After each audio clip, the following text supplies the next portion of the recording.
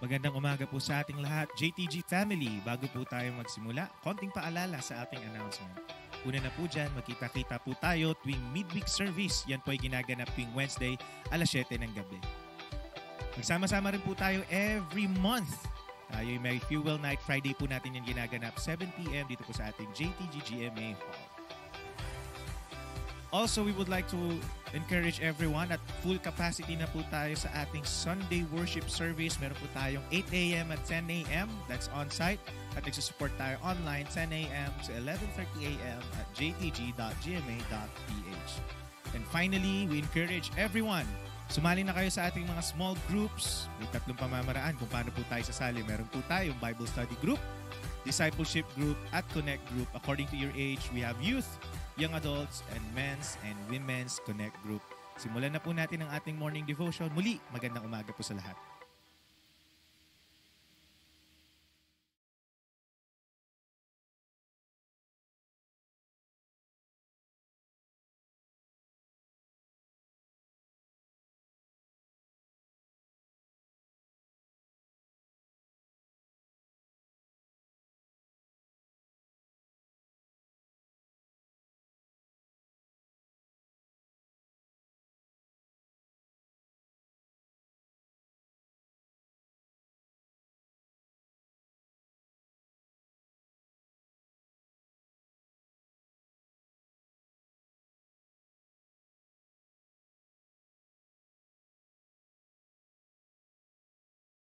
Morning, everyone. We're going to worship the Lord today, and we know that you set your hearts to God, so please join us.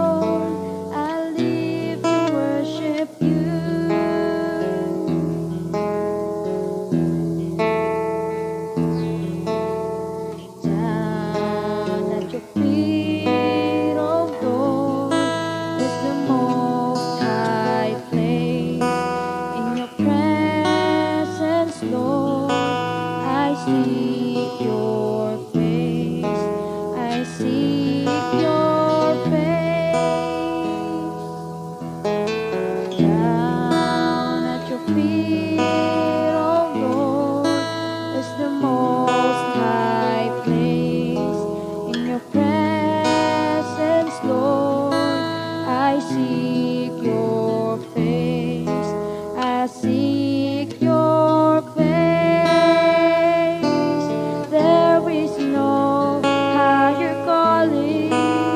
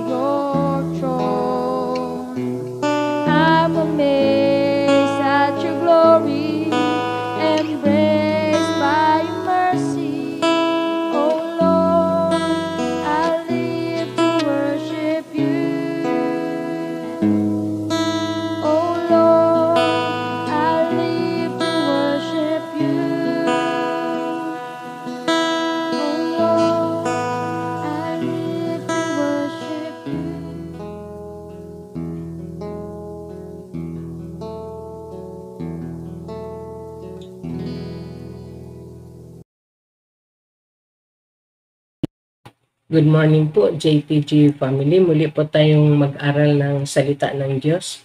At bago po tayo mag-start, tayo po muna manalangin. Dakilang Diyos, Ama naming banal, maraming salamat po, Lord, sa umagang ito, Panginoon. Purihin ka, madakilain ang iyong pangalan, Lord God. Salamat, Ama, sa iyong katapatan, sa iyong pag-ibig, Lord, sa iyong kabutihan, Panginoon, na patuloy mong pinaranas sa amin, Lord God, sa umagang ito, Panginoon. Salamat sa panibagong buhay, panibagong kalakasan, O God. At hayaan mo, Lord, pangunahan mo, Panginoon, ang gawain ito, Lord God. Ikaw, Panginoon, ang magbigay sa amin ng karunungan, Lord, Holy Spirit. Hayaan mo, Panginoon, na gagamitin mo lamang ako as a channel of blessing, Lord, through your word, Panginoon, in the name of Jesus. Hallelujah, hallelujah. At kinakansila namin ang gawa ng kaaway sa pangalan ni Kristo Jesus. Amen and amen. So, ngayon po ang ating main verse ay ang Philippians chapter 2 verse 5 to 8. Pilipos, no? Chapter 2 verse 5 to 8 na basahin ko lamang po. Naway magkaroon kayo ng kaisipan na tulad kay Kristo. No? Kahit taglay niya ang kalikasan ng Diyos, hindi niya ipinagpilitang manatiling kapantay ng Diyos. Sa halip, kusa niyang binitawan ang pagiging kapantay ng Diyos at namuhay na isang alipin. Ipinanganak siya bilang tao at nang siya'y maging tao, nagpakumbaba siya at naging masunurin hanggang kamatayan. Maging ito man ay kamatayan sa cross. So, pagpalain ang salita ng Diyos. Ang Diyos ang magpala sa kanyang salita. At ang title nating pag-aaralan ay ang The Great Example of Humility. Walang iba kundi si Jesus Christ. No? Halimbawa ng pagpapakumbaba ni Kristo. So, dito itong sulat ni Apostol Pablo sa mga taga-Pilipos ay para sa unang iglesyang itinatag ni Pablo sa Europa. Ang Pilipos ay isang lungsod sa Macedonia na lalawigang sakop sa Roma. Nakabilanggo si Apostol Pablo nang isulat niya ito. Naliligalig siya dahil may mga manggagawang sumasalingat sa kanya, no? Naligalig at dahil na rin sa maling aral na nakapasok sa iglesia sa Pilipos. Ngunit mababakas sa sulat na ito ang isang kagalakan at lakas ng loob na taglay ni Apostol Pablo dahil sa kanyang matibay na pananalig kay Jesucristo. So, kung ating alamin kung ano ang meaning ng pagpakumbaba, no? It is important that we understand what the Bible means by humility. Sabi dito, the truly humble person knows himself and accepts himself. He yields himself to the Christ to be servant, to use what he is and has for the glory of God and for good of others and the good of others, no? So, ang tunay na taong mapagpakumbaba ay kilala ang kanyang sarili at tinatanggap ang kanyang sarili. Ibinigay niya ang kanyang sarili kay Kristo Jesus upang gamitin kung ano siya at mayroon para sa kaluwalhatian ng Diyos at ang kabutihan ng iba. So, ang key verse o key idea ng chapter na ito is others, no? The believer's eyes are turned away from himself and focus on the needs of others. Amen po. So, dito tayo sa verse 5. Naway nagkaroon kayo ng kaisipan na tulad kay Kristo Jesus. Sabi ni Apostol Pablo, kinakailangan natin taglayin ang kaisipan ni Kristo Jesus. Ano ba ang kaisipan ni Kristo?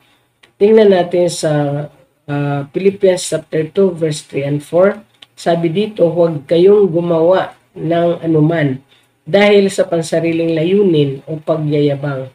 Sa halip bilang tanda ng pagpakumbaba, ituring ninyong higit ang iba kaysa inyong mga sarili.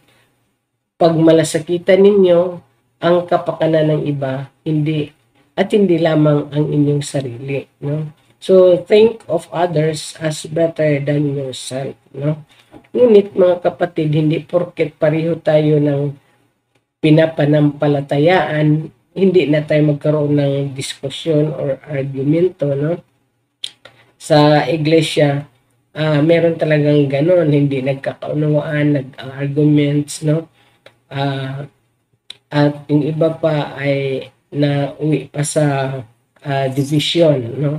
Pero wala naman sa atin yan, sa church natin. So upang magkaroon ng pagkakaisa, kailangan ang pagpapakumbaba. Kung walang pagpakumbaba, walang pagkakaisa. Ang pagpakumbaba ay pagpaparaya, no? So ang kaisipan ni Kristo Jesus ay iisipin mo ang interes ng iyong kapwa na mas higit kaysa iyo, no? So ang pagpapakumbaba, hindi ito kahinaan, bagkus ito ay pagpapakita ng self-control. Kailangan puspos tayo ng banal na Espiritu Santo. Sabi sa John 13 verse 12 to 15, sabi dito,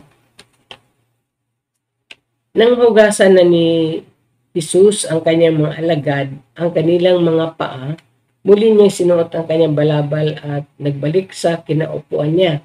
Sinabi niya sa kanila, naunawaan ba ninyo kung ano ang ginagawa ko sa inyo? Tinatawag ninyo akong guro at Panginoon at tama kayo, sapagkat ganun nga ako. Kung ako ang ngang Panginoon at guro ninyo ay naghugas ng inyong mga paa, dapat din ninyong hugasan ang mga paa ng isa't isa. Binigyan ko kayo ng halimbawa upang inyong tularan. Amen po. So, ito po ang ginamit ni Jesus Christ na pagkakataon para ipakita ang ibig sabihin ng pagpakumbaba. Yan ang sinasabi ni Apostol Pablo. So kung tayo magsasabi na tayo ay Kristiyano, tapos hindi naman nakikita sa atin ang pagpakumbaba, abay may problema. Yun po, alam mo kung bakit. Dahil ito ang unang katangian ng Kristiyano. Yan ang dapat mag-stand out sa atin. Yun po. So, Matthew chapter 11 verse 29, sabi ni Jesus, mismo nagsabi, pasanin ninyo ang aking pamatok at matuto kayo sa akin sapagkat ako'y maamo at may mababang loob. Amen po. So, si Jesus mismo nagsabi na siya ay maamo at mababang loob. So pumunta dito si Jesus Christ sa mundo hindi bilang boss, no? Kundi bilang alipin, no? So he served. No? So punta tayo sa verse 6 to 8 na sabi dito, kahit taglay niya ang kalikasan ng Diyos, hindi niya ipinagpilitang manatiling kapantay ng Diyos. Verse 7, sa halip, pusa niyang binitawan ang pagiging kapantay ng Diyos at namuhay bilang alipin. Ipinanganak siya bilang tao at nang siya'y maging tao, nagpakumbaba siya at naging masunurin hanggang kamatayan, maging ito man ay kamatayan sa cross. No? So, alam ninyo yung essence, yung tinatawag na essence natin ng ating pagiging Kristiyano ay nakaangkla dito sa ginawa ni Kristo Jesus na nagkatawang tao, no? Po, so bago tayo magpapatuloy sa pag-usapan muna natin kung gaano kataas ang posisyon ni Jesus Christ bago siya nagkatawang tao, no? Yung existence niya. Jesus existed in the form of God. Bago pa nilikha ang mundo, nariyan na ang Panginoong Hesus, no? The word form means the outward expression of the inward nature. This means that in eternity past, Jesus Christ was God. Paul states that he was equal with God. Ang verses dito na support ay John chapter 1 verse 1 to 3. Ang sabi dito, ng pasimula ay naroon na ang salita. At sino ba yung salita? Si Jesus. Ang salita ay kasama ng Diyos at ang salita ay Diyos.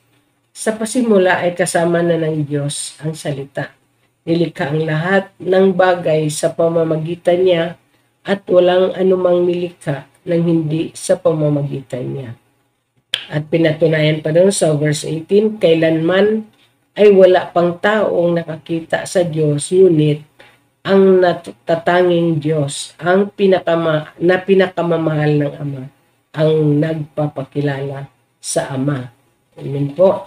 At doon din po sa Hebrew chapter 1 verse 3, sabi doon, nakikita sa anak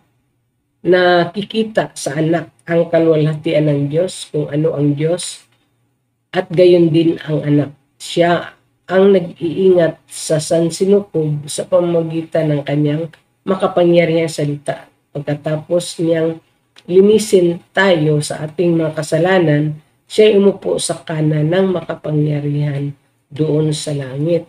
At dito sa Colossians chapter 1 verse 15 to 17, basahin ko lang po. Ang sabi dito, si Kristo ang larawan ng Diyos na di nakikita. Siya ang panganay na anak at pangunahin sa lahat ng mga nilikha, sapagkat sa pamamagitan niya ay nilikha ang lahat na nasa langit at nasa lupa, nakikita man o hindi, pati ang mga espiritual na kapangyarihan, paghahari, pamamahala at pamumuno. Ang lahat ay nilikha ng Diyos sa pamamagitan niya at para sa Kanya. Siya ang una sa lahat at ang buong sansinukob ay nanatiling nasa kayusan sa pamamagitan niya. Amen po. So, yan ang kung ano ang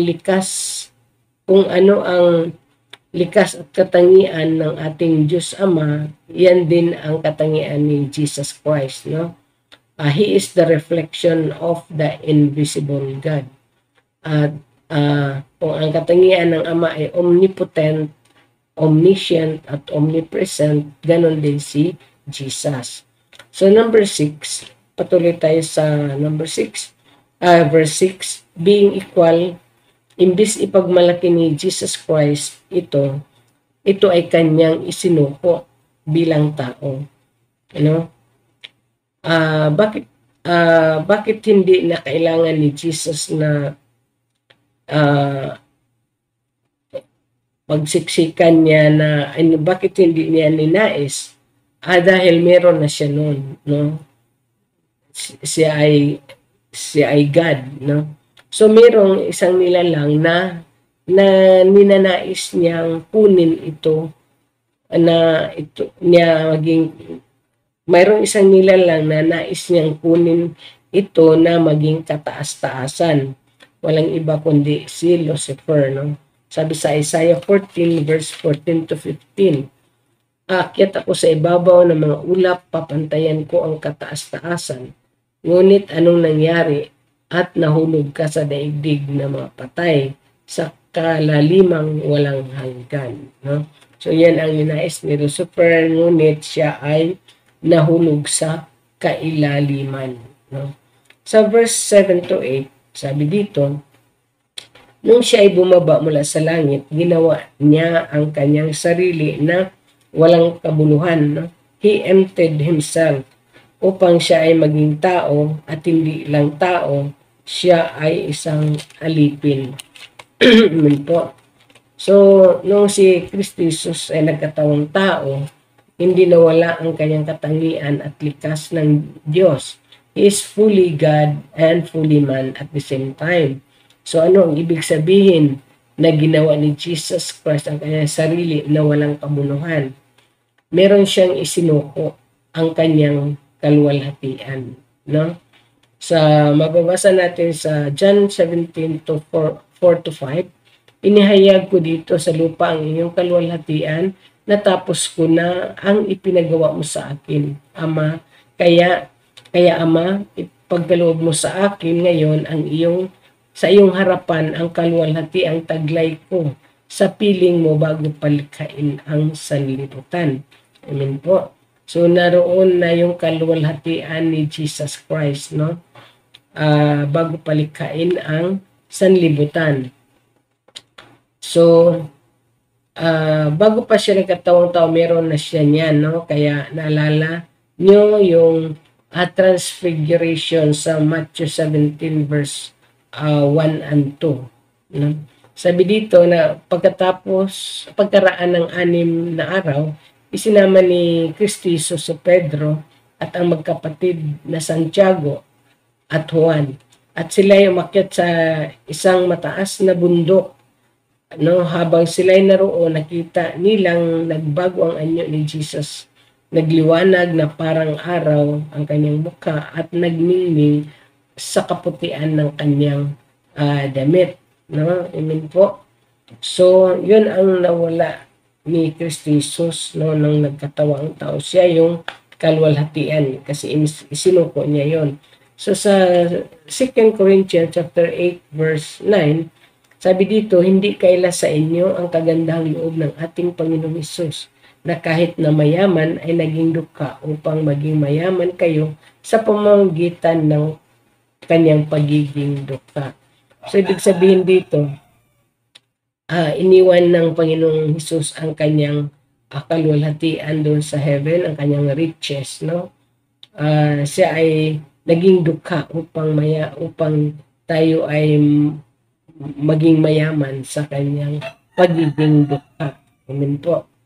So, biro nyo ang ating Panginoon, iniwan ang kanyang kaluwalhatian para ialay ang kanyang buhay para sa ating kaligtasan. Hindi siya na muhay ng marangya dito, no? Nasa poverty line siya, pinanganak siya sa sabsaban, ang kanyang kinikilalang tatay na si Joseph ay karpintero at ang kanyang mother na si Mary ay plain housewife lang. Amen po. So sa verse 7, he willingly allowed himself to be humiliated. No? Hinayaan niya ang kanyang sarili na siya ay hamakin. No? Diyos na maging tao, yun pa lamang ay paghamak na. Ang pagkakaiba ni Jesus sa atin bilang tao, siya ay walang kasalanan. Amen po. So si Jesus ay namatay, no? Namatay sa krus ng Kalbaryo na para tayo ay iligtas, no? Para akuin ang ating mga kasalanan. At dahil sa tindi ng hirap, ito ang sinabi niya sa kanyang ama. Sa Matthew chapter 27 verse 46, nang mag-alas 3 na ng hapon, sumigaw si Jesus, Eli, Eli, lama sabachthani, na ang ibig sabihin, Diyos ko, bakit mo ako pinabayaan? No? So, kasi nung time na yon, siya ang sumalo sa ating mga kasalanan, no? At hindi kayang tingnan ng Diyos Ama ang kanyang anak, no, na nahihirapan doon sa krus ng Kalbaryo. Kaya tinalikuran niya si Jesus Christ dahil hindi niya kayang tignan ang kanyang anak. Pero kung tutuusin, pwede naman si Jesus magprotesta, no? At utusan niya ang libu-libong anghel na naghihintay lamang na kanyang pagmando, no? Pero hindi niya ginawa yun para tayo ay maligtas. Amen po. So, ganun ka mapagpakumbaba ang ating Panginoong Hesus, no? Kung hindi siya sumunod sa kanyang Diyos Ama, hindi mawawala ang kanyang pagka-Diyos at tayo ang kawawa dahil tayo ay mapupunta sa langit. Amen po. So, sabi sa Isaiah 53 verse 7, ito yung natupad na propesya, no? Siya ang kordero na isinasakripisyo. Sabi dito, siya ay binugbog at pinahirapan, ngunit hindi kumibo kahit isang salita. tulad ng tupang nakatakdang patayin parang kordero, hindi tumututol kahit nagupitan at hindi umiimik kahit kaunti man. So, natupad na yung propesya doon sa Old Testament na pangyari na, no? Siya ang walang bahid na kasalanan, walang bahid na kasalanan, no? Si Jesus Christ na hinandog, no? Sinasakripisyo. At dito sa verse 8, si Jesus ay nagpapasakop sa kalooban ng kanyang ama. Sumunod siya doon sa kahilingan ng kanyang ama at yan ang iaalay ng kanyang buhay para sa atin. Amen po. Imbis na tayo ang dumanas sa ganun na paghihirap, siya ang sumalo. Sinalo niya ang galit ng Diyos Ama sa ating mga kasalanan. No? So, sabi sa 1 Peter chapter 2, verse 23 to 24, nang siya'y insultuhin, hindi siya gumanti ng insulto. Nang siya'y pinahirapan, hindi siya nagbanta. Sa halip, ipinaubayan niya ang lahat sa Diyos na makatarungan kung humatol. Verse 24, sa kanyang pagkamatay sa krus, pinasan niya ang ating mga kasalanan upang tayo'y mamatay na sa kasalanan at mamuhay ng ayon sa kalooban ng Diyos sa pamagitan ng kanyang mga sugat, tayo'y pinagaling. No? By His stripes, we are healed. Amen po. So, ang buhay natin dito ay temporary lamang, no? Hanggang ilang taon ba tayo sa tingin mo na bubuhay dito sa mundo, no? Kung aabot ka man ng 100 years, walang sinabi yon sa eternal life, no? Sa buhay na walang hanggan na ating mararanasan. Kaya tandaan natin na kung ano man ang dinanas natin na hirap dito sa mundo, kawalan, sakit karamdaman, kung ano-ano pa man, pagdurusa. Tandaan natin ito na una na si Jesus Christ na nagdusa para sa atin. Kaya bilang mga tagasunod, kung ano man ang hirap, sakit, pagdurusa natin, tayo ay nakikibahagi, no, sa pagdurusa ni Kristo Jesus. At ito ay isang pribilehiyo na ibinigay sa atin. At ito yung last verse, no, na ating tandaan sa 1 Peter chapter 4 verse 13. Mga minamahal, huwag na kayong magtataka sa mabibigat na pagsubok na inyong dinaranas na para bang ito'y di pangkaraniwan. Sa halip, magalak kayo sa inyong pakikibahagi sa mga paghihirap ni Kristo upang maging lubos ang inyong kagalakan kapag nahayag na ang kanyang kaluwalhatian. Amen po. So, sa Diyos lahat ang papuri. Tayo po ay manalangin. Dakilang Diyos, Ama naming banal, maraming salamat po, Panginoon, sa mensahe na patid mo, Lord, sa umagang ito, Panginoon. At nagre-remind sa amin, Lord, na yung kababaang loob, Panginoon, na aming tularan, Panginoon. Hallelujah, Jesus. At hindi namin magagawa yun, Panginoon, kung hiwalay kami sa iyo, Lord God. Hallelujah. Holy Spirit, silihan mo, Panginoon, ang salita na aming narinig ngayon, Lord, at i-empower mo kami, Panginoon, Lord God. Hallelujah. Upang magawa namin ang iyong kalooban, Panginoon. Salamat, Ama. Ito po, Panginoon, aming isamot dalangin sa makapangyarihang pangalan ni Kristo Jesus. Amen and amen. Tayo po manalangin. Hallelujah, Jesus. Magandang umaga po sa bawat isa. Maraming salamat po, Diyos, sa oras na ito. Pinupuri ka namin, pinasasalamatan sa napakabuti mong kalooban sa aming mga buhay. Maraming salamat po, Diyos, sa aming napakinggan ng mga salita mo. Pagpalain mo ito sa bawat pusong nakapakinig. At pagpalain mo, Diyos, ang lingkod na ginamit mo pang maghayag ng mga salita mo sa oras na ito. Pagpalain mo ang malanggisar ng kanyang puso, Panginoon, ikaw ito ayon sa nais at kalooban mo, sampuno sa kanyang buong sambayan. Salamat po ng marami sa kanyang buhay. At magpatuloy namin itinataas sa iyo, Diyos, ang lahat ng mga mananampalataya, lahat ng mga anak mo, Panginoon. O Diyos, patuloy mo kami, patnubayang gabayan sa lahat ng oras at pagkakataon, at lagi mo kami, Panginoon, i-remind sa lahat ng oras pagkakataon sa bawat pagdulog namin sa iyo, Diyos. Holy Spirit, lagi mo kami katagpuin, lagi mo kami kausapin, lagi kami usap sa bawat isa, na patuloy mo kami, Panginoon, palaguin sa aming pananampalataya. Ikaw lamang, Panginoon, makapagtuturo sa amin, Holy Spirit. Kaya sumasampalataya at nagtitiwala kami sa iyo na may gagawin ka sa aming mga buhay, O Diyos, na ang relasyon namin ay patuloy na lumalim at lumago. Bigyan mo kami ng pag-asa, pagtitiwala sa iyo ng lubusan, Panginoon, dahil ikaw lamang, Panginoon, ang inaasahan namin sa lahat ng oras, at umaasa kami na gagawin ka sa aming mga buhay. Kaya Lord, tulungan mo kami, Panginoon, ang pananampalataya namin sa iyo ay patuloy na lumalim pa ayon sa nais at kalooban mo. At maraming salamat po, Panginoon, sa ginagawa mo sa aming buhay. Ikaw lamang ang maparangalan, ikaw lamang ang madakila sa aming mga buhay, at sa iyo namin tinitiwala, Lord, at umaasa kami, Panginoon Jesus, na may gagawin ka sa bawat isa sa amin, Panginoon. At tulungan mo kami ng bawat isa ay patuloy na lumago, lumalim ang pananampalataya at relasyon namin sa iyo, Diyos. Salamat po, Panginoon. Pagpalain mo ang buong maghapon ito, at sa iyo na namin tinitiwala, Lord, ang lahat, sa tanging pangalan po ng iyong anak na si Jesus. Amen.